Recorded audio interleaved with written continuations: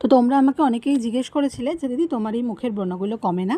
তো কমে, জানো তো, আমি জন্য প্রচুর ডাক্তার দেখিয়েছি, সব কিছু করেছি, কিন্তু তারপরেও আমার কিছু হয়নি। তো সব সময় ডাক্তারি প্রোডাক্টস আর ইউজ করতে আমার ভালো লাগে না, যেটুকুনি দরকার সেটুকুনি করি।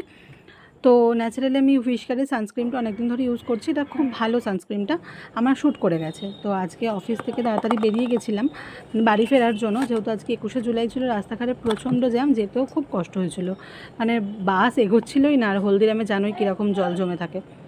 তো তাড়াতাড়ি বাড়িতে এসে এই মামাআর্থের ফেস প্যাকটা ইউজ করছি। এটা আমি সপ্তাহে 2 থেকে 3 দিন মতো ইউজ করি। এই প্যাকটা আমার খুব শ্যুট করে গেছে, যাদের অ্যাকনি প্রোন স্কিন তারাও ইউজ করতে পারবে। একটা ভীষণ ভালো, খুব ট্যানটা উঠে যায় আর স্কিনটাকে প্রচণ্ড এক্সফোলিয়েটেড করে।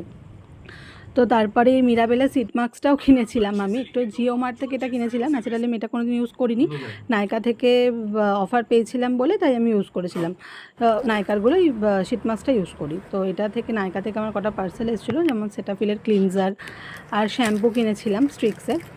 মনে হচ্ছে তো দেখে সব কিছুই কিনে নিই, বাট ওই আর কি, সাধ্যের মধ্যেই সব কিছু কিনতে হয় না, তো ওইটুকুনি কিনেছিলাম। আর সব রাতে মা, যেহেতু আজকে মঙ্গলবার, ওই জন্য লুচি আর তরকারি বানিয়েছিল, ওই খেয়েছি। তোমাদের ভিডিওটা কেমন লাগলো জানিও, বাই।